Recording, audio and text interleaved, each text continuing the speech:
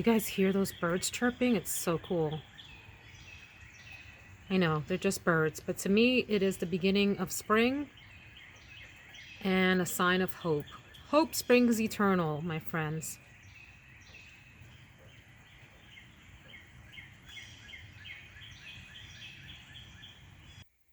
So peaceful to wake up to chirping birds. Actually, that's a lie because I woke up so early, they were still asleep. But by the time I got myself together and got moving, they were they were out and about and doing their chirpy morning songs. Just so delightful and so calming and peaceful. And you see that it's a cold-ish rainy day here in Central Virginia. And my scent of the day kind of goes along with that. It is Joop Le Bon. Did I say that correctly? Joop Le Bon Eau de Parfum. By the way, this is Veronica, and welcome to Veronica Says if you're new here. And if you're returning, thanks for coming back. So great to hang out with you. This is my daily scent and makeup of the day video. This fragrance here is one that I got reminded of or turned back onto rather, listening to Sebastian here on YouTube. What a great reviewer that guy is. His collection is out of this world. One that many of us can only dream of amassing in these short lifetimes that we have here on this planet. And he has managed to do it over, I don't know how many years he's been collecting, but he has such an impressive collection and a great reviewer. Go check him out. But he does a series of videos with reviewers, guest reviewers, and one of his reviewers and he talked about the Joop line in general. And so I started to explore and came across this particular one. This wasn't the one they featured, but this is the one that caught my eye based on reviews. Joop Le Bon. And that means bath. Le Bon does in French. And so, yeah, I was bathed this morning from the heavens. It was pouring here in Central Virginia. I had to go drive across town super duper early in the morning and come back. And it was one of those days where you had to be really careful not to hydroplane because the water was so heavy and pooled up on the road. So it was a long, slow drive this morning. A lot of YouTube videos playing in the background to get me through that drive.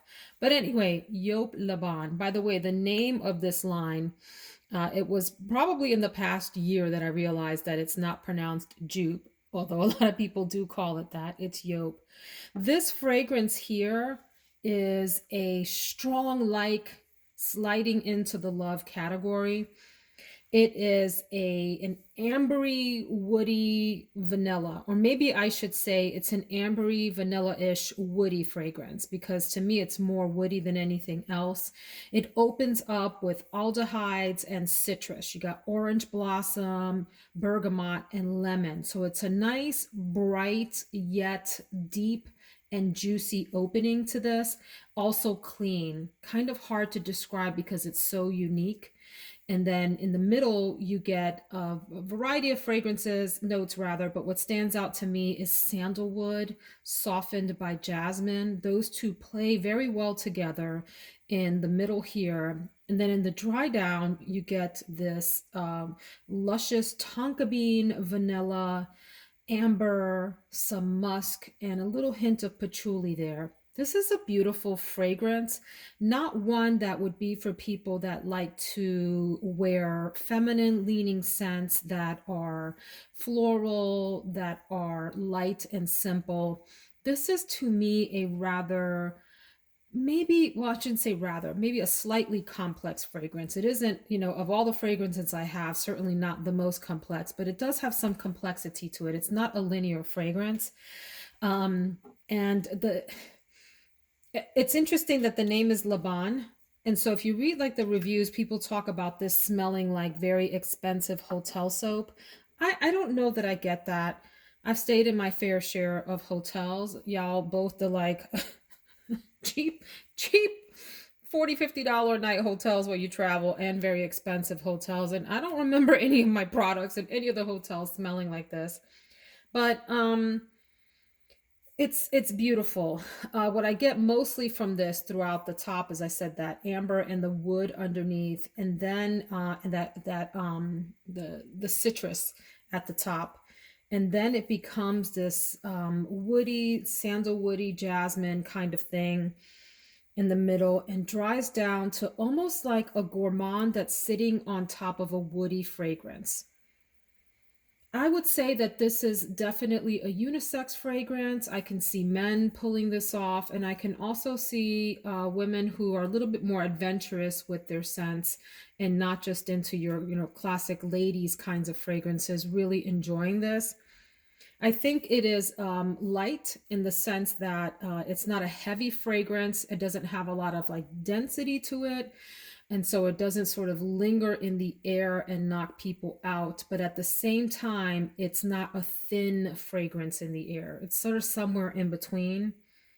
I don't associate it with a bath at all. Uh, I associate this, what comes to mind, even though it's not a note in here, the way that things combine, at least sort of in the middle there, and as it dries down, it's a very almondy fragrance. So I think of like a biscotti that has almond in it. That's what this reminds me of, how that tastes when you dip it into, do you dip your biscotti into coffee? Does anyone do that? Or into hot chocolate? Or do you just eat it dry? I like to dip mine and get it a little wet in my coffee. That taste in your mouth from an almond biscotti is what this smells like mostly on the skin through the majority of the life of the fragrance. Nice, delightful little fragrance. I think it also came with a lotion. So maybe I will hold on a second. Let me see. No, I do not have a lotion. I have a shower gel. And I'm so glad that I looked to see that it was a shower gel because I started to open it to put it on my hands like a a lotion, and that would have been a big mistake today. So anyway, I found these on, I think it was Fragrance Net for a decent bargain. Check this out. It's worth a try, and it's fairly inexpensive. So that's Yop Laban. I think I'm going to really enjoy this today. I am getting the feeling that this is one I will probably have to reapply in the middle of the day sometime. So I'll come back up here at like maybe 1 or 2 o'clock after lunch and do a few more spritzes just to keep it fresh, you guys, for the day. All right, let's go check out the makeup of the day. So here is my mug of the day. Is that pretty? This is also by the same artisan that does those other mugs that I have with the 3D flowers on them. Really gorgeous here. Black coffee. Whew, the elixir of the gods, you guys. So here's my makeup wardrobe for today. What I would like to focus on is I want to talk about this Soft Glam palette because I feel some kind of way about it. But before that, I'm going to retry this Clinique Even Better Makeup Broad Spectrum SPF 15 foundation. I have mine in the color CN74 Beige. And this is one that I got as like a gift from, I think it was Ulta, like a birthday gift. I'm a diamond member on Ulta because I spend way too much money at Ulta. By the way, Sephora's sale, their spring sale is coming up, and it's 20% off for Rouge members. Again, another category. If you spend a certain amount of money per year, you get to be Rouge. In other words, spend more money so that you can spend more money later also, is what that's all about. But anyway, the 20% off sale is coming. Would you be interested in hearing my recommendations for the Sephora sale? If you would, please drop me just a quick note in the comments to say yes to the Sephora sale Rex, and I'll get a video together for that. It's only 20% off, but there are some items that Sephora sells that are really worth looking at. So here is what the Clinique foundation looks like.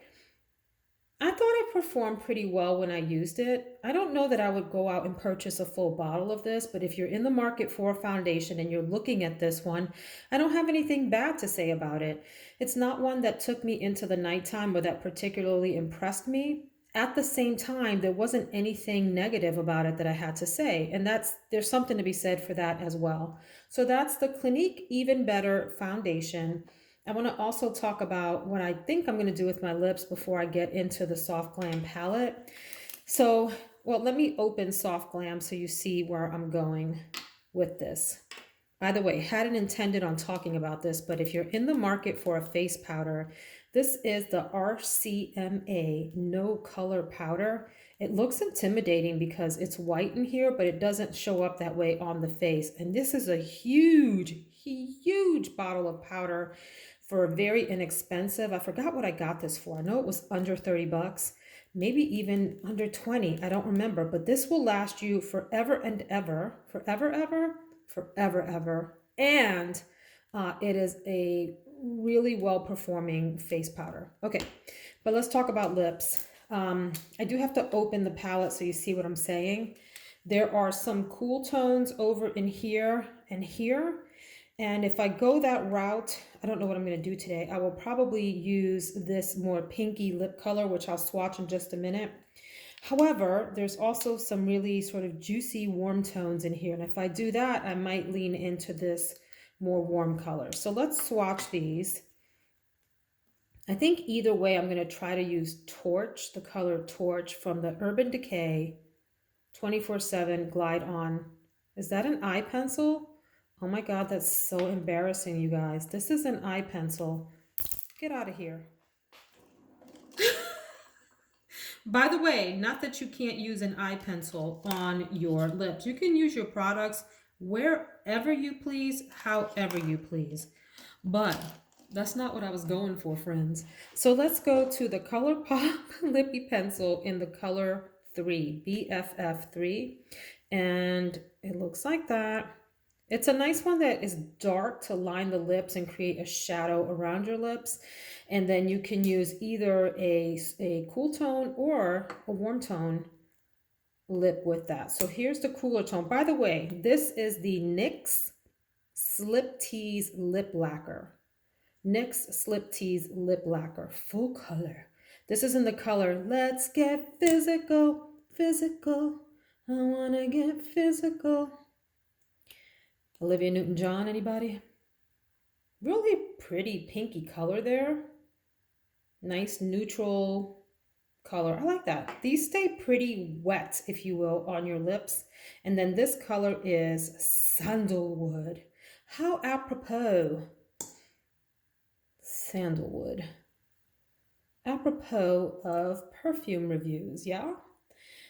And it is this really warm tone, juicy, deep, brownish, peachy kind of color there. I like that a lot. Almost like a bit of coral in there too.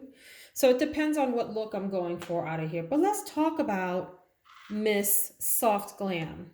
Okay, I purchased this puppy I want to say 4-ish years ago when I really started to get into experimenting with different kinds of makeup.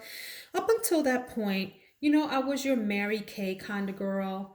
I had my eyeshadows that I would go to. I had an eyeliner look that I did every day, and I had a lip gloss that was my go-to product, a little cheek.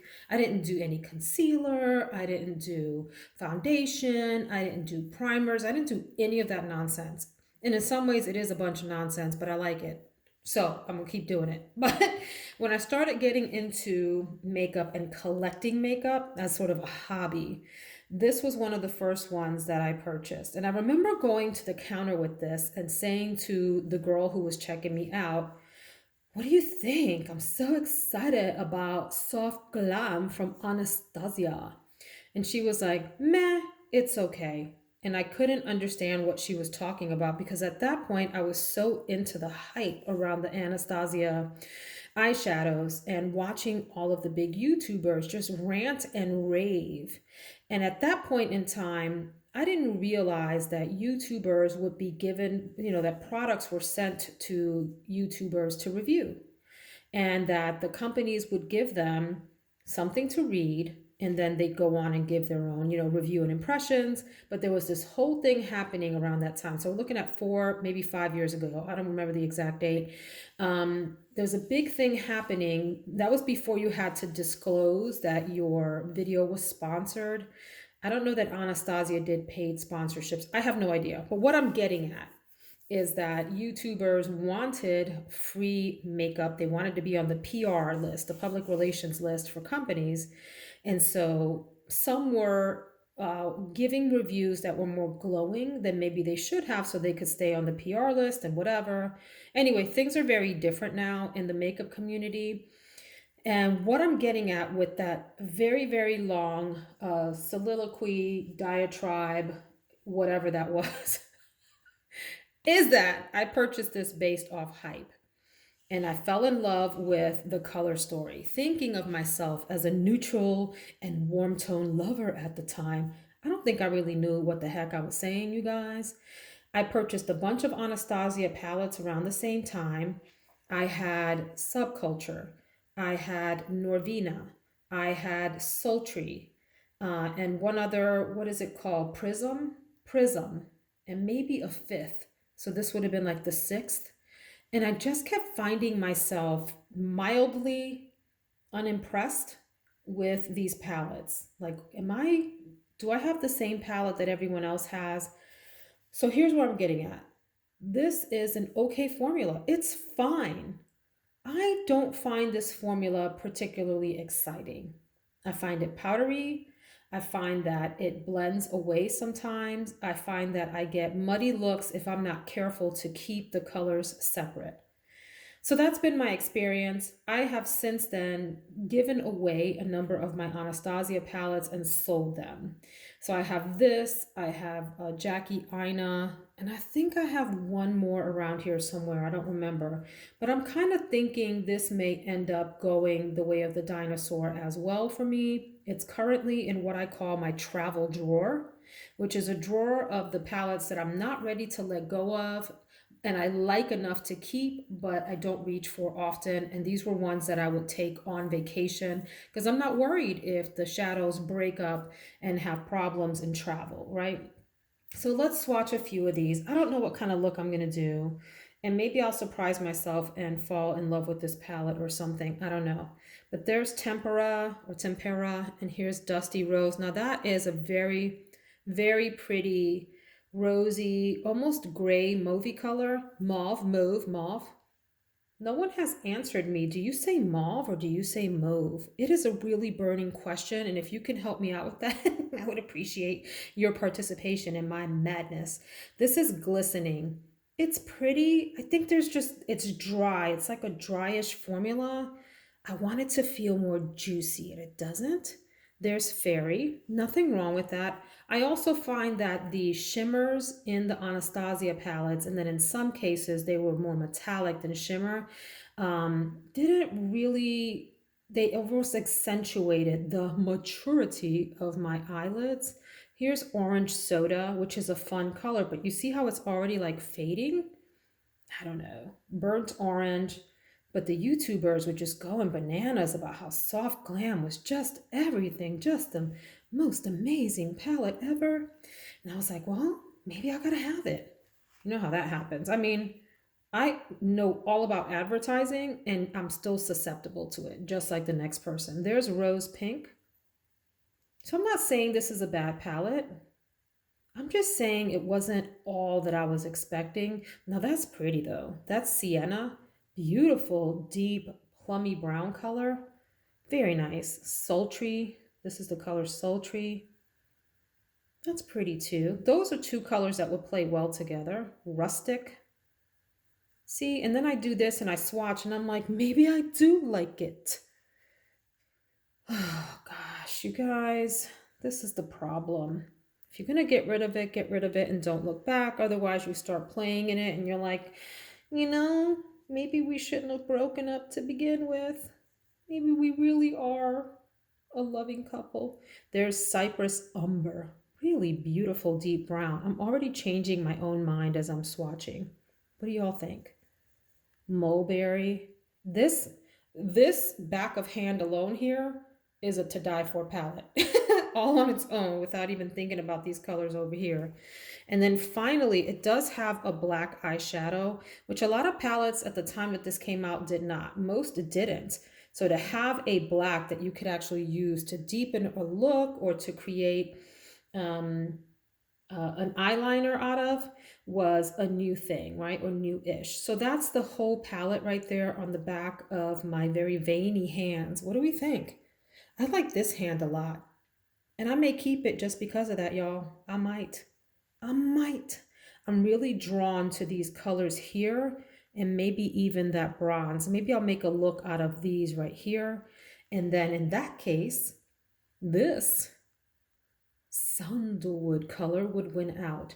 So that's my review of the day. Do you have this soft glam? Are you one of the like diehard lovers of it? Let me know what you think.